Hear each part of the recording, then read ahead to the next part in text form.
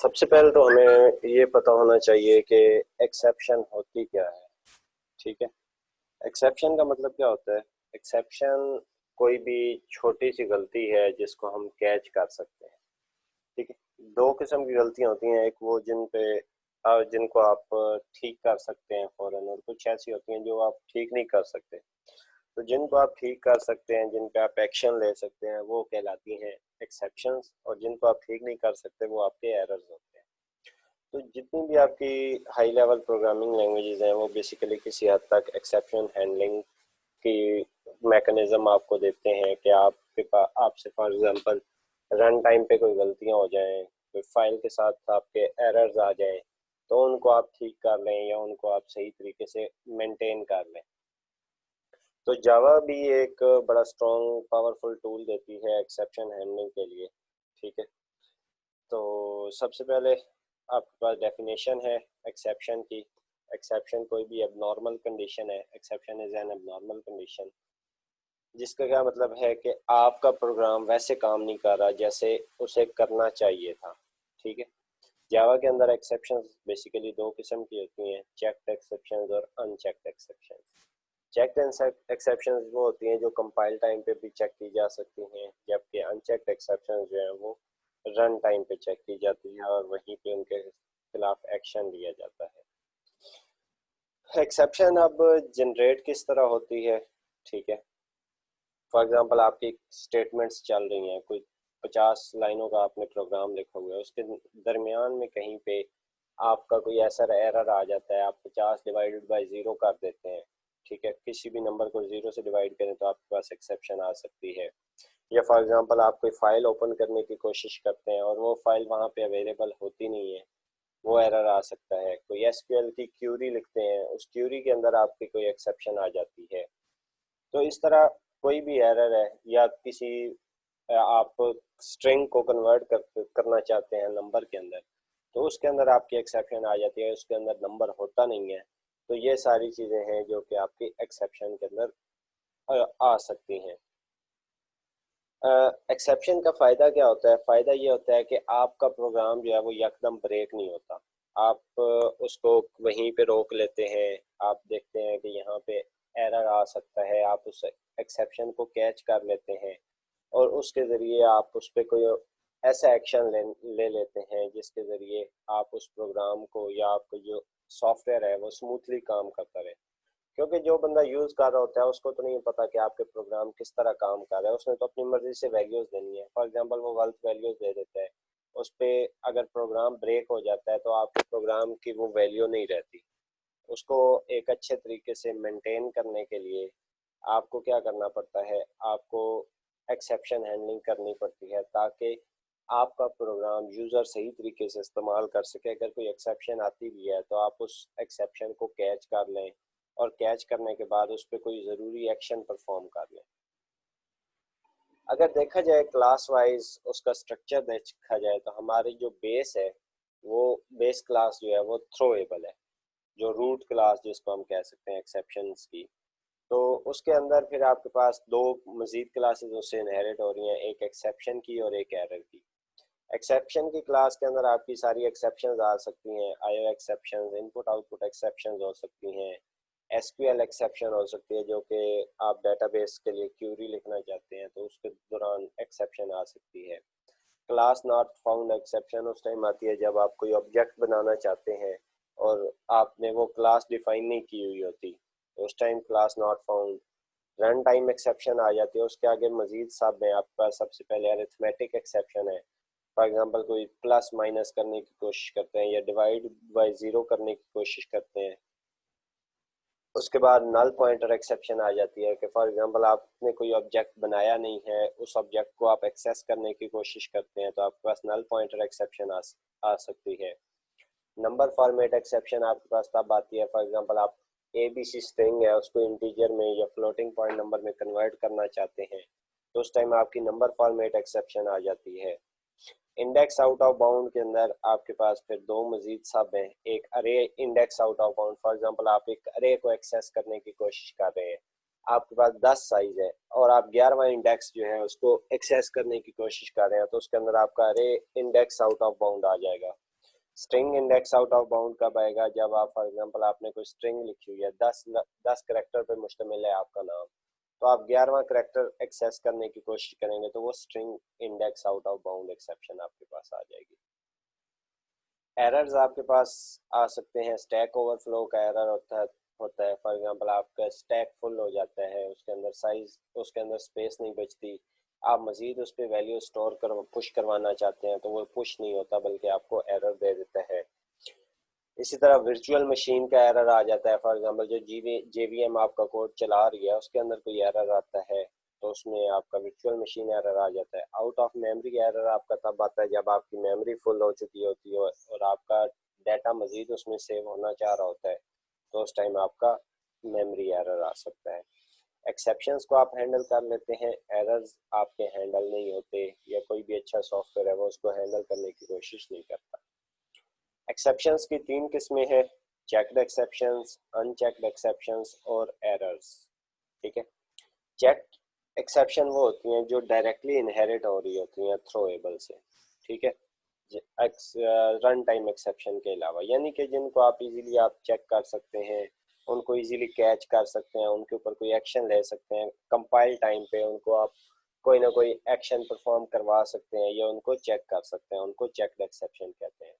इसमें आपकी input output यानी कि कंपाइल टाइम पे आप देख सकते हैं कि वो फाइल जो है कहीं पे एग्जिस्ट कर रही है या नहीं, या आपकी क्यूरी सही है या नहीं, या आपकी क्यूरी चलने के काबिल है या नहीं, वो भी आप रन टाइम पे देख सकते हैं।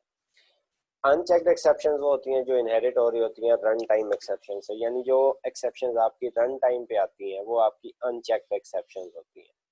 जैसा कि आपके पास अरिथमेटिक एक्सेप्शन आ सकती है, डिवाइडेड बाय जीरो जैसा कि आप कर रहे हो, null pointer exception, for example आप पहले एक ऑब्जेक्ट बनाते हैं उसको नल के इक्वल करवा देते हैं, बाद में आप भूल जाते हैं कि इसको मैंने कोई वैल्यू भी असाइन करवानी थी, फिर आपको उसको एक्सेस करने की कोशिश करते हैं तो वो कहता है कि इन नल पॉइंटर है कि ये कि कहीं पे एक्सेस नहीं, इसकी कोई वैल्यू आपने असाइन नहीं की हुई। इसी तरह array index out of bound exception है आपकी, जैसे कि आपके पास एक अरे है, आप 10 साइज की अरे है तो आप 11वां एलिमेंट एक्सेस करने की कोशिश कर रहे हैं तो आपके पास array index out of bound exception आ जाएगी। एरर जो होते हैं वो इरिकवरेबल होते हैं, ठीक है, उनको आप रिकवर नहीं कर सकते। उसके अंदर अगर कोई आपके पास एरर आ जाता है तो उसका आप कुछ भी नहीं कर सकते। जैसे कि फॉर एग्जांपल आपकी मेमोरी फुल हो जाए तो आप रन टाइम पे तो अपनी मेमोरी खाली नहीं कर सकते, उसके लिए आपको दोबारा से अपनी मशीन को खाली करना पड़ता है। या आपकी वर्चुअल मशीन का एरर आ जाए तो आपको दोबारा से इंस्टॉल करना पड़ेगी मशीन। या असर्शन एरर आपका आ जाए, असर्शन एरर होता है जिसके अंदर आप किसी चीज़ को प्रूव करते हैं कि ये दोनों वैल्यूज सेम है या इक्वल है, तो उस केस में भी आप उसको रिकवर नहीं कर सकते। एक्सेप्शन हैंडलिंग के अंदर आपके पास कुछ कीवर्ड्स यूज होते हैं जिसमें सबसे पहले है ट्राई का कीवर्ड। ट्राई का मतलब होता है कि ट्राई एक पूरा ब्लॉक होता है जिसके अंदर आप वो कोड लिखते हैं जिसके ऊपर आपने एक्सेप्शंस लगानी चेक करनी होती है, जिसके अंदर आपको लगता है कि इसके अंदर कोई एक्सेप्शन आ सकती है, उसको आप ट्राई के अंदर करते हैं कि ये वाला काम हमने करना है। ठीक है, उसके अंदर फॉर एग्जांपल कोई एरर आ जाता है, कोई एक्सेप्शन आ जाती है तो उसको आप कैच के ब्लॉक में कैच कर लेते हैं। ठीक है, कि जो उसके अंदर एक्सेप्शन आई है उसको आपने कैच कर लिया है, कैच करने के बाद उस पर कोई एक्शन परफॉर्म करते हैं। और फाइनली का कीवर्ड होता है या ब्लॉक होता है जो कि फॉर एग्जांपल अगर वो एक्सेप्शन आपने हैंडल कर ली, ठीक है, उसके बाद आपने क्या काम करना है वो फाइनली के अंदर आएगा। थ्रो का कीवर्ड होता है जिसके जरिए आप जानबूझ के कोई एक्सेप्शन थ्रो करवाते हैं। फॉर एग्जांपल आपको कोई क्लास बना रहे हैं, उस क्लास के अंदर आप एक ऑब्जेक्ट बनाना चाह रहे हैं, उस ऑब्जेक्ट को अगर आप चाहते हैं कि अगर ये वैल्यू पास हो तो ये एक एक्सेप्शन थ्रो कर दे, तो उस टाइम आप बाय जानबूझ के जो है लिटरली एक एक्सेप्शन थ्रो करवाना चाहते हैं तो आप थ्रो का कीवर्ड यूज करते हैं। और अगर फॉर एग्जांपल आप एक कोई क्लास या फंक्शन बनाना चाहते हैं जो कि एक्सेप्शन थ्रो करता है, ठीक है, तो उसके लिए आप थ्रोज का कीवर्ड इस्तेमाल करेंगे कि ये जो फंक्शन है ये एक एक्सेप्शन थ्रो करेगा। नीचे आपके पास एक एक्सेप्शन हैंडलिंग की एग्जांपल है, ठीक है, जो कि आपका एक जावा एक्सेप्शन हैंडलिंग एग्जांपल क्लास आपने बनाई है, उसका मेन फंक्शन है उसके अंदर क्या किया हुआ है, ट्राई का ब्लॉक बनाया हुआ है, उसके अंदर डिवाइडेड बाय ज़ीरो करना चाह रहे हैं, जिसकी वजह से आपकी एक अरिथमेटिक एक्सेप्शन जो है वो थ्रो होगी। तो उसको आप क्या करते हैं, कैच के ज़रिए कैच कर लेते हैं, ठीक है, और उसको प्रिंट करवा लेते हैं कि क्या एक्सेप्शन आई है। और उसके बाद फिर रेस्ट ऑफ द कोड, बाकी जितना भी आपका कोड आ रहा है, तो आप रन करेंगे तो ये आपके पास आउटपुट आएगी, exception in thread main Java arithmetic exception divided by zero. ठीक है, ये आपके पास एक्सेप्शन का एरर आया है कि ये आपकी एक्सेप्शन है कि आप यहाँ पे ज़ीरो से डिवाइड करने की कोशिश कर रहे हैं, जो कि आप नहीं कर सकते। ठीक है, भी आपके पास कुछ सिनारियोज हैं जिसके अंदर आपकी एक्सेप्शंस आ सकती हैं। सबसे पहला अरिथमेटिक एरर है, अरिथमेटिक एक्सेप्शन है, जिसके अंदर आप कोई भी नंबर है उसको ज़ीरो से डिवाइड करने की कोशिश करते हैं। ज़ीरो से डिवाइड करें तो इन्फिनिटी आता है, जैसा कि आपको पता है। तो उसके ज़रिए आपकी अरिथमेटिक एक्सेप्शन कॉल होती है या बनती है, इसको आप कैच कर सकते हैं।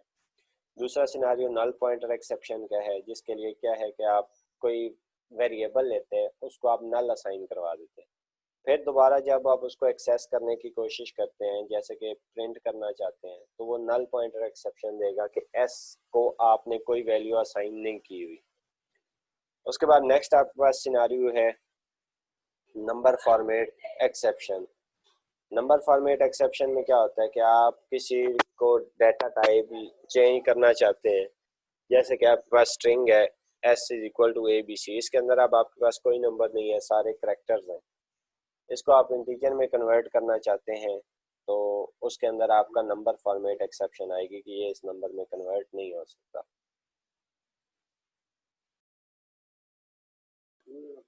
नेक्स्ट सिनेरियो हमारे पास है अरे index out of bound exception. इसके अंदर क्या है कि आपके पास अब 5 साइज की अरे है और आप वैल्यू असाइन करवाना चाह रहे हैं 10वें इंडेक्स को, तो यहाँ पे आपकी अरे index out of bound exception आएगी। ठीक है, ये आपके पास कुछ सिनारियोज हैं जिसके अंदर आपकी एक्सेप्शंस आ सकती हैं। नेक्स्ट है आपके पास Java try block, try catch block. जैसे कि मैं पहले एक्सप्लेन कर चुका हूँ, ट्राई ब्लॉक के अंदर आप अपना कोड लिखते हैं जो एक्चुअल काम करना होता है आपने। ठीक है, इसके अंदर आप कोड लिखते हैं अपना जो भी काम आपने करना होता है, जो कि एक एक्सेप्शन थ्रो करता है। उसके बाद आप कैच लिखते हैं, कैच के अंदर आप एक्सेप्शन की क्लास का नाम लिखते हैं और एक कोई भी रेफरेंस वेरिएबल का नाम ले लेते हैं, जिसके ज़रिए आपने उस एक्सेप्शन को मैनेज करना है। ठीक है, उसके बाद फाइनली का ब्लॉक आ जाता है। फाइनली का ब्लॉक क्या करता है कि आपकी एक्सेप्शन हैंडल होने के बाद आपने क्या काम करना है, या फॉर एग्जांपल आप उसको हैंडल नहीं करते तो उसके बाद आपने क्या काम करना है, तो वो चीज़ आप फाइनली के ब्लॉक के अंदर लिखते हैं। कैच का ब्लॉक जो है वो बेसिकली उस एक्सेप्शन को कैच करके उस पर कोई एक्शन लेने के लिए यूज़ होता है। ठीक है, आप एक्सेप्शन को पकड़ते हैं, एक्सेप्शन को पकड़ने के बाद आप कोई ना कोई एरर दे देते हैं। ठीक है, डिस्प्ले करवा देते हैं कि यहाँ पे ये एरर आया है। अब ये आपके पास एक प्रोग्राम है जिसके अंदर आपने एक्सेप्शन हैंडलिंग नहीं की हुई, तो आपके पास आउटपुट क्या आएगी, एक्सेप्शन आई है आपके पास और आपका प्रोग्राम यहाँ पे ब्रेक हो जाएगा, आपका प्रोग्राम इससे आगे नहीं चलेगा। ठीक है, देखें सिस्टम, ये जो रेस्ट ऑफ द कोड जो आपने प्रिंट करवाया हुआ है ये यहाँ पे प्रिंट नहीं हुआ। क्यों? क्योंकि आपने एक्सेप्शन को हैंडल नहीं किया हुआ था, आपका प्रोग्राम वहीं पे ब्रेक हो गया, उससे आगे आपका प्रोग्राम एग्जीक्यूट नहीं हुआ। इसको आपने सॉल्व करना है तो आप क्या करेंगे, ट्राई कैच लगाएंगे। ठीक है, ट्राई किया आपने, वही चीज़, फिर डिवाइडेड बाय ज़ीरो ट्राई किया, एक्सेप्शन को कैच किया, अरिथमेटिक एक्सेप्शन है आपके पास, उस एक्सेप्शन को आपने प्रिंट करवाया और उसके बाद आपका रेस्ट ऑफ द कोड आपने डिस्प्ले करवा दिया। अब क्या होगा, अब आपका कोड ब्रेक नहीं होगा। ब्रेक होने का क्या मतलब है, आपका प्रोग्राम ऑटोमेटिकली एग्जिट नहीं होगा, आपका पूरा जो उसके बाद कोड है वो सारा कोड चलता जाएगा, आपका एरर भी डिस्प्ले हो जाएगा और उसके बाद जो आपका कोड अवेलेबल है वो कोड भी आप चलाते जाएंगे। नेक्स्ट आपके पास एक और एग्जांपल है जिसके अंदर आपने ट्राई कैच किया हुआ है। अब इसके अंदर क्या किया हुआ है कि आपने जहाँ पे एक्सेप्शन आनी है उसी के साथ ही रेस्ट ऑफ द कोड दिया हुआ है, तो आपके पास अब दोबारा ये चीज़ एग्जीक्यूट नहीं होगी। क्यों? क्योंकि जैसे ही वो लाइन नंबर 6 पे जाएगा जब डिवाइडेड बाय 0 करेगा तो एक्सेप्शन थ्रो हो जाएगी। एक्सेप्शन थ्रो होगी तो वो डायरेक्टली चला जाएगा कैच ब्लॉक में और एक्सेप्शन को कैच करेगा और एक्सेप्शन को प्रिंट कर देगा। इस वजह से ये जो आपकी रेस्ट ऑफ द कोड वाली लाइन है ये यहाँ पे एग्जीक्यूट नहीं होगी उस ब्लॉक के अंदर। नेक्स्ट आपके पास एक सिनारियो है, इसके अंदर आपने वही काम किया हुआ है, ट्राई किया है, फिर उसको एक्सेप्शन को कैच कर लिया है, उसको प्रिंट करवाया है और रेस्ट ऑफ द कोड आपने प्रिंट करवा दिया। जब आप एक्सेप्शन का ऑब्जेक्ट बनाते हैं तो आपकी तकरीबन इसके अंदर तमाम एक्सेप्शन जो हैं वो हैंडल हो जाती हैं। आपको बाय नेम जो है तमाम एक्सेप्शंस नहीं लिखनी पड़ती कि ये अरिथमेटिक एक्सेप्शन है, आईओ एक्सेप्शन है। आप सिंपली एक्सेप्शन का ऑब्जेक्ट बनाते हैं तो ऑटोमेटिकली देख लेता है कि ये किस चीज़ की एक्सेप्शन आ रही है। ठीक है, तो ये उसी की एग्जांपल है कि आपने एक्सेप्शन पकड़ के एक अपना पर्सनलाइज मैसेज जो है वो डिस्प्ले करवा दिया कि हम 0 से डिवाइड नहीं कर सकते। नेक्स्ट इसी की एग्जांपल है, वेरिएबल्स हैं आपके पास i divided by J, i में 50 है, j में 0 है आपके पास। इसके अंदर भी आपकी एक्सेप्शन है, resolving the exception in catch block. ठीक है, उसको रिजॉल्व करने क्या किया है कि उसको j के अंदर आपने 2 ऐड कर दिए, यानी 0 + 2 2, 50 डिवाइड बाई 2 आपकी आउटपुट क्या आएगी 25 आएगी और यूज़र को पता भी नहीं चलेगा कि दरमियान में कोई आपकी एक्सेप्शन आई थी या नहीं आई थी। नेक्स्ट आपके पास दोबारा वही है कि आपने एक्सेप्शन कैच की, फिर आपने वही काम कर दिया, 50 डिवाइड बाई 0 जो है वो आपने एक वेरिएबल के अंदर स्टोर करवा दिया। तो यहाँ पे आपका कोड दोबारा ब्रेक हो जाएगा, यानी अगर कैच के ब्लॉक के अंदर भी कोई आपने ऐसा कोड लिखा है जिसके ज़रिए आपकी एक्सेप्शन जनरेट हो रही है और आपने दोबारा उसके अंदर एक्सेप्शन हैंडलिंग नहीं की हुई तो फिर भी आपका कोड ब्रेक हो जाएगा। आपने जहाँ पे भी कोड लिखना है, जहाँ पे भी ऐसा कोड आना है वहाँ पे आपको करना ज़रूरी है। उसके बाद वाला आपका कोड देखें एग्जीक्यूट नहीं हुआ।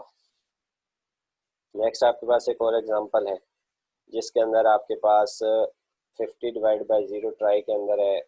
इसके अंदर आपने अब एक्सेप्शन गलत कैच की हुई है तो ये आपकी एक्सेप्शन कैच नहीं होगी, आपका जो एरर है वो वहीं पे रहेगा, आपका कोड ब्रेक हो जाएगा क्योंकि एक्सेप्शन क्या है, अरिथमेटिक एक्सेप्शन है।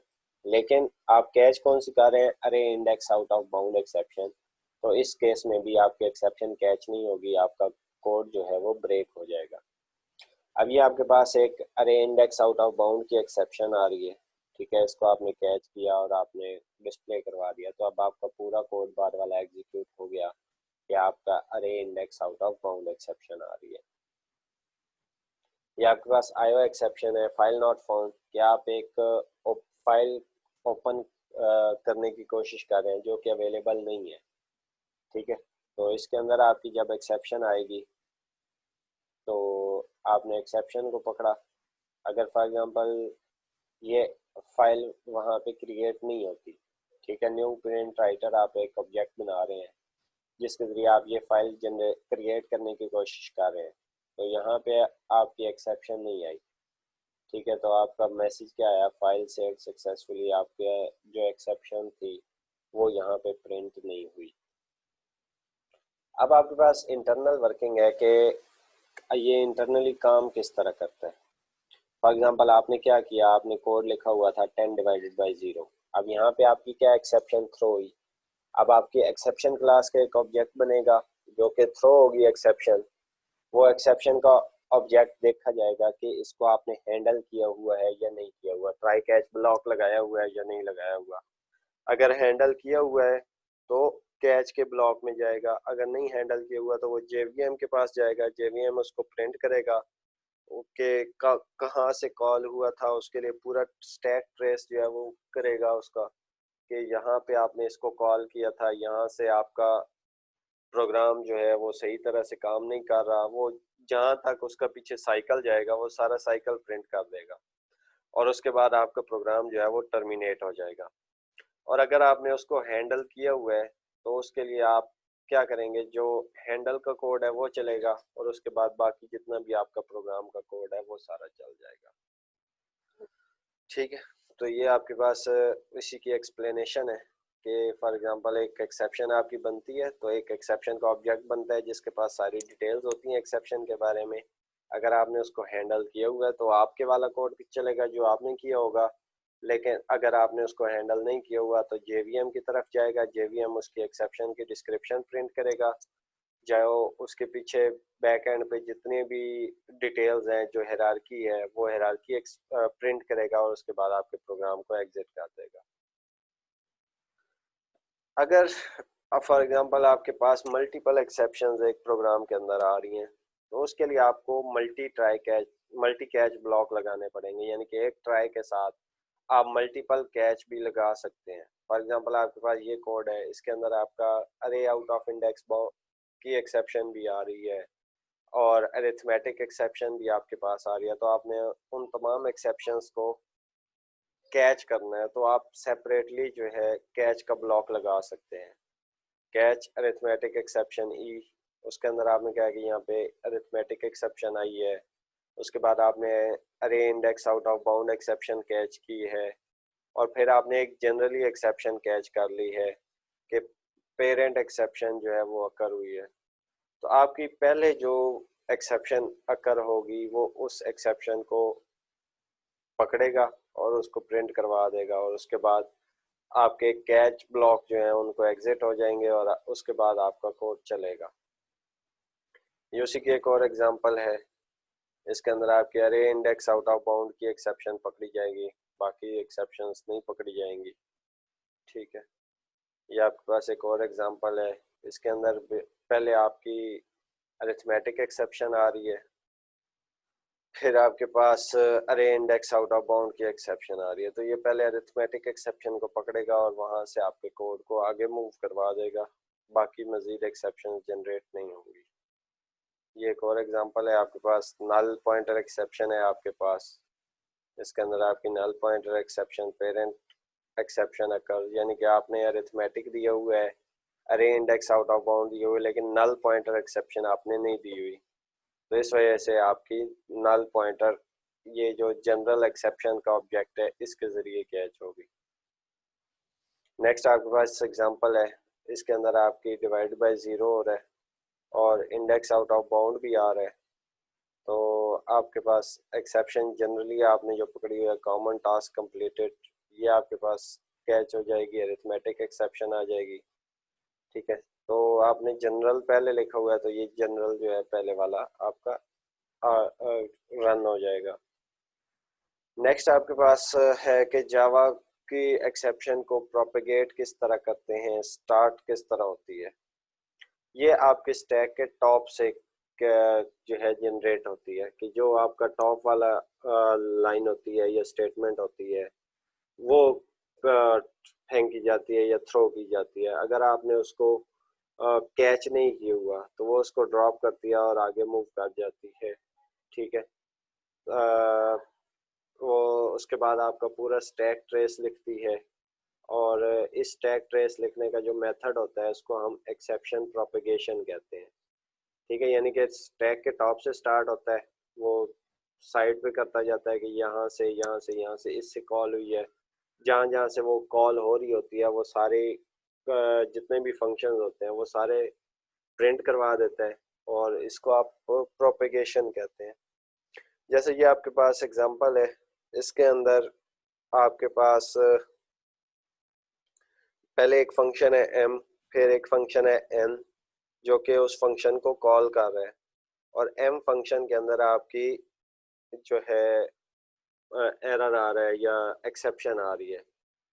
n फंक्शन है वो m को कॉल कर रहा है, फिर आपके पास p एक फंक्शन है वो p जो है n को कॉल कर रहा है, और इसी के अंदर आपकी एक्सेप्शन हैंडल की हुई है। अब यहाँ पे आप ऑब्जेक्ट बनाते हैं, ठीक है, उसको रन करते हैं, तो आपके पास एरर कुछ इस तरह आएगा कि m के अंदर आपका एक्सेप्शन है, उस m को कॉल कर रहा है n, उस n को कॉल कर रहा है p, और वो p कॉल हो रहा है मेन के अंदर। ठीक है, तो अब आपके पास स्टैक ट्रेस जो आएगा उसके अंदर आपका पहले मेन आएगा, मेन से p कॉल हुआ, p आएगा, फिर आपके पास n कॉल हुआ, n आएगा, फिर उससे m कॉल हुआ, एट द एंड आपका m आएगा कि इस m के अंदर जो है आपके पास एक्सेप्शन आई है। ठीक है। नेक्स्ट आपके पास थ्रोज का कीवर्ड है। थ्रोज का क्या मतलब है कि आप कोई फंक्शन लिख रहे हैं जिसने बाय डिफ़ॉल्ट, या आप जो फंक्शन लिख रहे हैं, जो आप कोड लिख रहे हैं, उसके ज़रिए आपने कोई एक्सेप्शन थ्रो करवानी है, तो उसके लिए आप थ्रोज का कीवर्ड लिखेंगे कि ये जो है एक एक्सेप्शन थ्रो करेगा। इस तरह लिखने का तरीका है कि आप फंक्शन की रिटर्न टाइप लिखते हैं, फंक्शन का नेम लिखते हैं, थ्रोज का कीवर्ड लिखते हैं, और जो एक्सेप्शन उसने थ्रो करनी होती है उस क्लास का नाम लिख देते हैं। उसके बाद है कि आपकी कौन सी एक्सेप्शंस जो हैं वो डिक्लेयर होनी चाहिए। चेक्ड एक्सेप्शंस, क्योंकि वही आप कैच कर सकते हैं। ठीक है। अनचेक्ड एक्सेप्शंस आपके ज़्यादा कंट्रोल में नहीं होती। ठीक है। तो आपको रन टाइम कोड एक्सेप्शन से या अनचेक्ड एक्सेप्शन से बचना चाहिए, और एरर्स जो होते हैं वो हमारे कंट्रोल से वैसे ही बाहर होते हैं, इस वजह से आप एरर्स थ्रो नहीं करते। ठीक है। थ्रोज कीवर्ड का क्या होता है, फ़ायदा क्या होता है कि आप एक एक्सेप्शन प्रोपेगेट करवा सकते हैं, स्टार्ट करवा सकते हैं। ये आपके कॉलर की इंफॉर्मेशन सारी आपको दे देता है। ये आपके पास एक एग्जांपल है।